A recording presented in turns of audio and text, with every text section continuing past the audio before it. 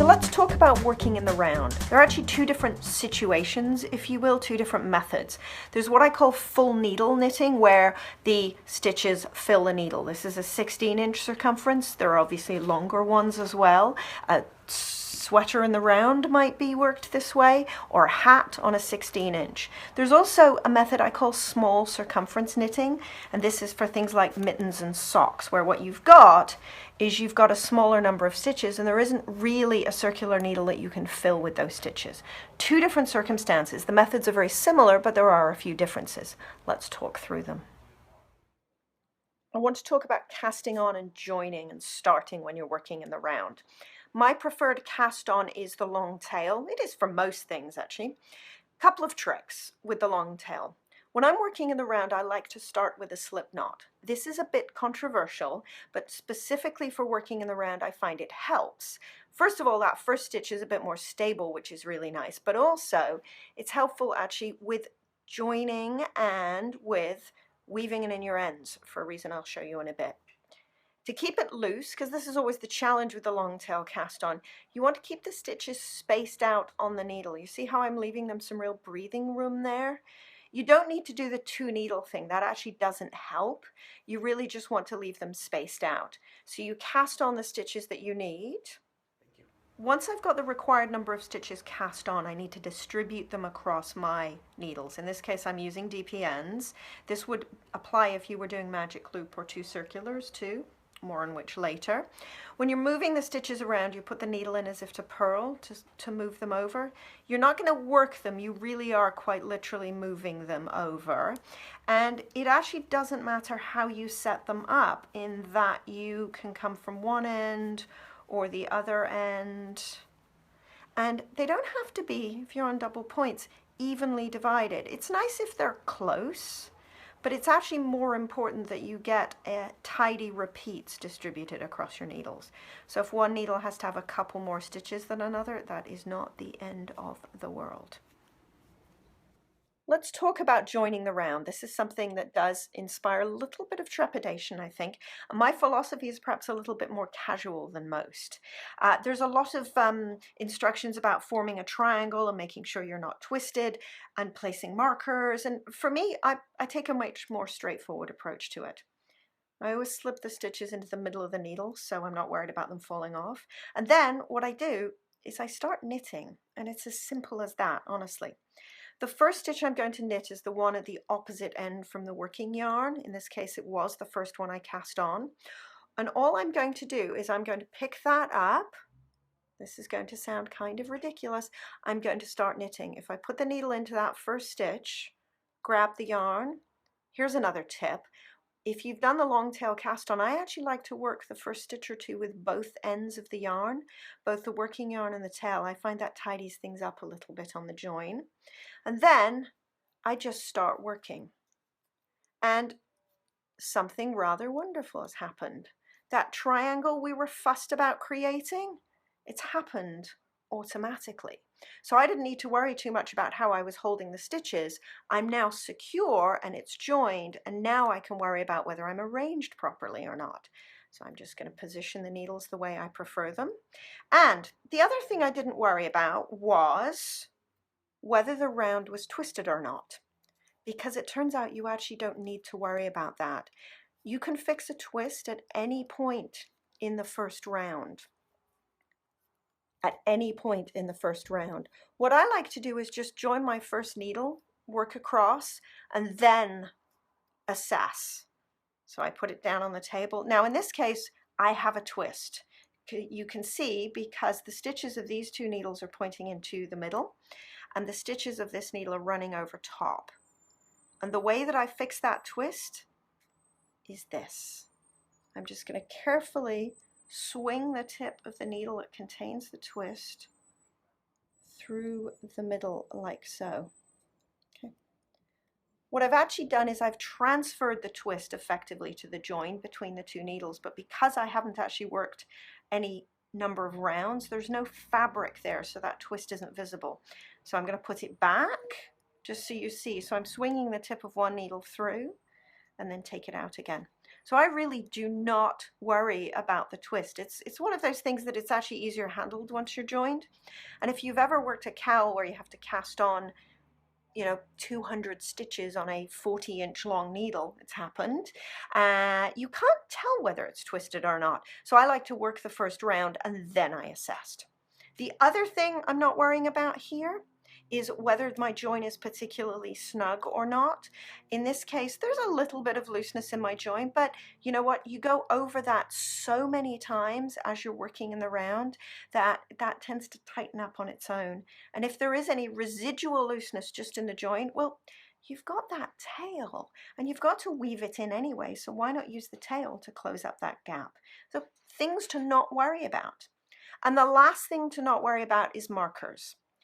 First time I encountered a pattern for double pointed needles that told me to place a marker, well, let's just say it wasn't an easy day because it kept falling off.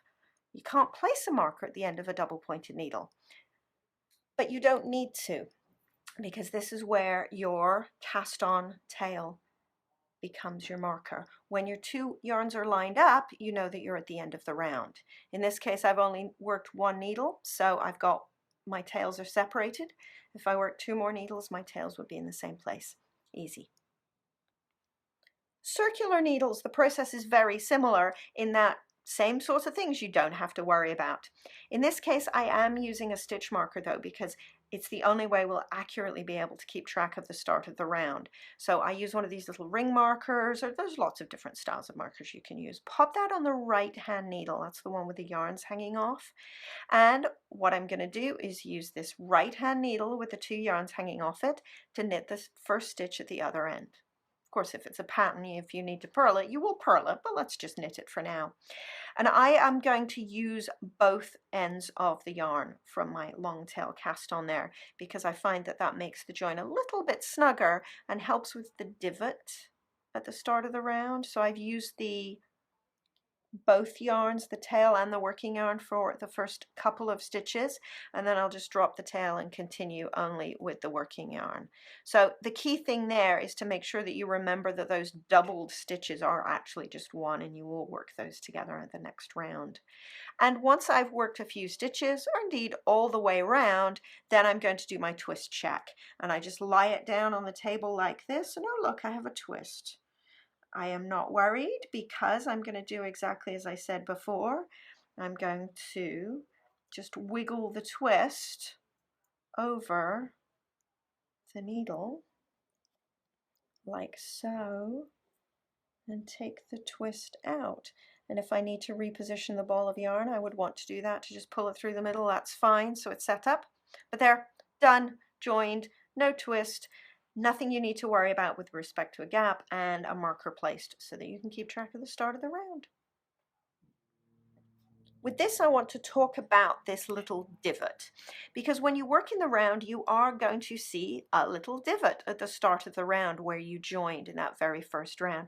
It's because you're actually working in a spiral, so the start and the end of the round don't line up. They kind of stack on top of each other. Having worked the first couple of stitches with both ends of the yarn, that certainly improves the situation. Having a slip knot there improves the situation as well, because what you get is you get a stitch that is a little bit more well formed and there's a bit less of an angle there.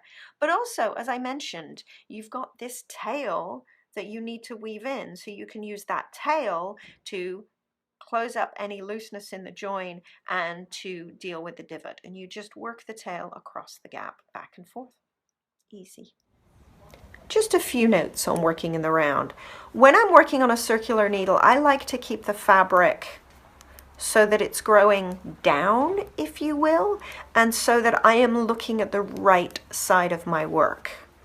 This becomes particularly important once you're working a big long piece, because then nothing is hidden. And what you do when you pick it up, I'm going to put it down, and look at the position of the yarn here. The yarn should always be hanging off the stitch you've just finished knitting. So that stitch is to the right, because what you do is you take a stitch from the left and it travels to the right, just like you're working on straight needles. So when you pick it up, just make sure the working yarn is hanging off the stitch to the right. That means that you'll be sure that you're not turning around or heading in the wrong direction. I think it's usually fairly clear when you're working on a circular needle, but where that becomes a little bit trickier is when you're working on a double set of double pointed needles. When you pick up again though, make that same check. The working yarn should be coming off the stitch you've just finished knitting, so that should be to the right. It's like circumnavigating the globe. Working in the round means that you're always moving forward, so you shouldn't ever be knitting a stitch that has the working yarn hanging off it. You shouldn't ever be working a stitch that you've just worked, if you see what I mean. So again, if we look at what I'm doing, you see that the stitch on the right is the one that I've just worked, and I'm going to finish knitting this needle here. And this is the tricky bit, I think, because we need to just look at where we go next. This is the stitch I've just finished knitting. So if I don't put this down, if you're in the flow, you probably know the deal. You move over to the next needle on the left-hand side. It's when you put it down, you put it in your knitting bag and you pick it up again, you think, oh, which way do I go? Where's the working yarn? So you never want to work a stitch that has the working yarn hanging off it.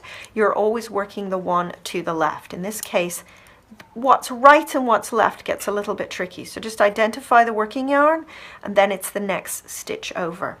And to help myself, again, what I'm doing is I'm holding it so my work is growing down and my needles are close to me so that, again, I'm looking at the right side of my fabric. Some people do hold their work the other way. And I'm just going to move it, see? And in fact, that's how easy it is to do. And that they may find that more comfortable, which is absolutely fine. You see, you can tell I don't because I'm fiddling with it here. Some people prefer to work this way. Absolutely whatever is right for you. There isn't really a problem with that. For me, I'm not keen on this one because as the sock grows, I'm looking at the wrong side of the work. As the mitten grows, I'm looking at the wrong side of the work and I may not be able to see the details of what I like to work on. My preference is to hold it this way. But either way you're holding it, the stitch you've just worked has the working yarn hanging off it and you're always moving to the left. And you see how easy it is to change that position. Simple.